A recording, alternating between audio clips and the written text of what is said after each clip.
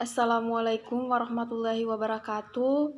Perkenalkan, nama saya Hikmawati dengan NIM F2019-01044. Kelas C1, Program Studi S1 Farmasi. Saya mahasiswa dari Universitas Mandala Waluya Kendari. Tujuan pembuatan dari video kali ini guna untuk menyelesaikan tugas UAS dari Bapak dosen Dwi Syafitra Ramadan S.Farm M.Farm dengan mata kuliah kimia medisinal.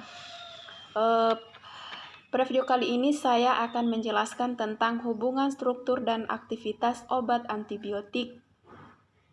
Pertama-tama saya akan menjelaskan tentang definisi antibiotik. Antibiotik adalah kelompok obat yang digunakan untuk mengatasi dan mencegah infeksi bakteri. Obat ini bekerja dengan cara membunuh dan menghentikan bakteri berkembang biak di dalam tubuh. Antibiotik tidak dapat digunakan untuk mengatasi infeksi akibat virus seperti flu. Sedangkan menurut Brunton et al. 2010, antibiotik adalah produk yang dihasilkan oleh bermacam-macam spesies dari mikroorganisme, bakteri, fungi, dan actinometes yang dapat menekan pertumbuhan dan mikroorganisme lain. Golongan antibiotik. Salah satu golongan antibiotik yang pertama, antibiotik spektrum luas yang menghambat bakteri gram positif dan gram negatif bersifat bakteriostatik dengan contoh obat kloramfenikol. Kedua, antibiotik yang menghambat sintesis protein dalam bakteri sehingga dapat menghentikan pertumbuhan bakteri dengan contoh obatnya makrolid. Kloramfenikol atau kloramfenikol adalah obat antibiotik untuk mengatasi beragam infeksi bakteri serius, terutama saat penyakit infeksi tidak membaik dengan obat lain. Obat ini tersedia dalam bentuk tetes, tetes mata, dan tetes telinga, salep mata, tablet, kapsul, sirup, serta suntikan. Berikut ini ada struktur umum turunan kloramfenikol. Hubungan struktur dan aktivitas turunan kloramfenikol adalah yang pertama, kloramfenikol sebagai senyawa fenilpropan tersubstitusi yang mempunyai dua unsur struktur tidak lazim. Untuk bahan alamnya itu suatu gugus nitro yang aromatik dengan residu dikloroasetil. Yang kedua, gugus R pada turunan kloramfenikol berpengaruh pada aktivitasnya sebagai antibakteri Staphylococcus aureus. Kloramfenikol atau R sama dengan 20 mempunyai aktivitas antibakteri terhadap Staphylococcus aureus yang optimal. Ketiga, untuk mendapatkan senyawa turunan kloramfenikol baru dengan aktivitas yang optimal harus diperhatikan agar gugus R bersifat penarik elektron kuat yang mempunyai sifat lipofilik lemah. Turunan kloramfenikol yang mempunyai gugus trifluoro lebih aktif daripada kloramfenikol terhadap E. coli.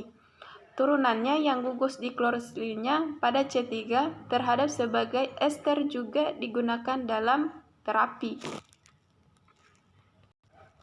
Golongan obat antibiotik yang kedua, makrolid, di mana makrolida adalah salah satu golongan antibiotik untuk mengobati beragam infeksi bakteri.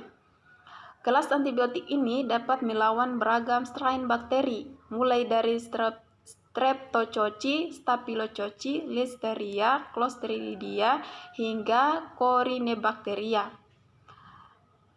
Makrolida bekerja dengan menghambat sintesis protein pada bakteri. Secara spesifik, penghambatan tersebut dilakukan pada bagian bakteri yang disebut ribosom. Obat ini juga memiliki bermacam bentuk seperti tablet, kaplet, sirup kering, dan suntikan.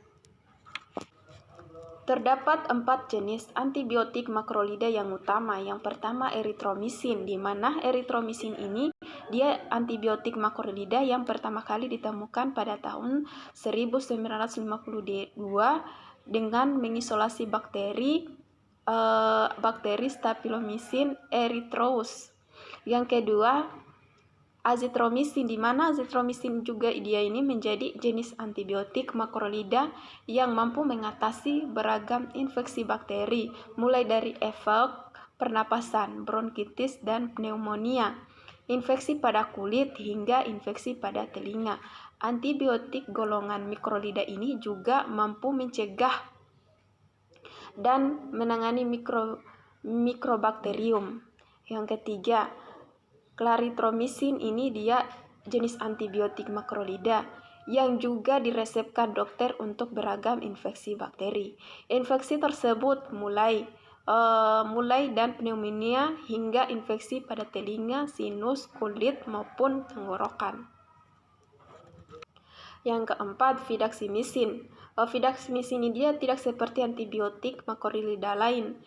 Fidaxomicin ini hanya dapat digunakan untuk mengobati diare akibat infeksi Clostridium difficile. Obat ini dapat diberikan pada orang dewasa, anak-anak, serta bayi di atas 6 bulan. Fidaxomicin tidak dapat mengobati infeksi bakteri di bagian tubuh lain. Makrolid juga mempunyai struktur umum turunan sama dengan chloramphenicol mempunyai struktur umum. Di sini ada hubungan struktur dan aktivitas turunan makrolida yang dihasilkan oleh streptomycin sp dan mempunyai 5 bagian struktur dengan karakteristik. Yang pertama, cincin lakton yang besar biasanya mengandung 12-17 atom. Yang kedua, gugus keton. Yang ketiga, 1 atau 2 gula amin seperti glikosida yang berhubungan dengan cincin lakton. Yang keempat, gula netral yang berhubungan dengan gula amino atau pada cincin lakton. Kelima, gugus dimetilamino pada residu gula yang menyebabkan sifat basa dan senyawa dan memungkinkan untuk dibuat dalam bentuk garamnya. Obat-obat yang termasuk dengan golongan turunan makrolida adalah erythromycin, elentromycin, clarithromycin, flutromycin, ditromycin, dan azithromycin. Itulah video dari saya.